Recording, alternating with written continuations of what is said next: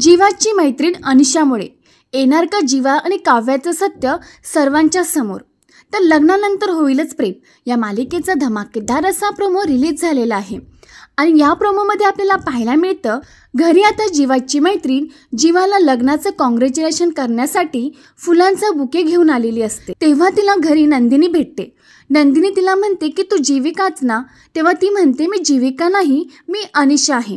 आणि तेवढ्यातच तिथे जीवा आणि घरातले बाकी सगळेजण येतात। तेव्हा आता अनिशा खूपच खुश होऊन जीवाला म्हणते जीवा कॉंग्रॅच्युलेशन। आणि मग ती पुढे म्हणते जीवा हा बुके तुझ्यासाठी नाही तर काव्या मॅडमसाठी आणलाय। तुला तर माहिती आहे ना काव्याला फुलं किती आवडतात ते।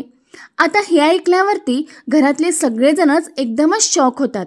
घरातले सगळेजण हाच विचार करत असतात की जीवाचं लग्न हे काव्याशी झालेलं नाही, नंदिनीशी झालं आहे। मग ही मुलगी सारखी काव्या काव्या का करत आहे। जीवाही घाबरलेला असतो की अनिशाही त्याच्या आणि काव्याच्या नात्याबद्दल घरातल्यांना सांगते की काय। नंतर अनिशा म्हणते जीवा काव्याला बोलव, बघू तरी दे लग्नानंतर काव्या दिसते कशी ते।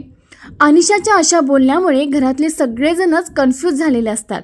जीवा तर खूपच घाबरलेला असतो। तर प्रेक्षकांना आता आपल्याला येणाऱ्या भागांमध्ये कळेल की अनिशा ही जीवा आणि काव्याचं सत्य सर्वांच्या समोर आणते की नाही। तर या सिरियलची अशीच पुढची अपडेट बघण्यासाठी व्हिडिओला नक्की लाईक करा आणि चॅनलला सबस्क्राईब करा।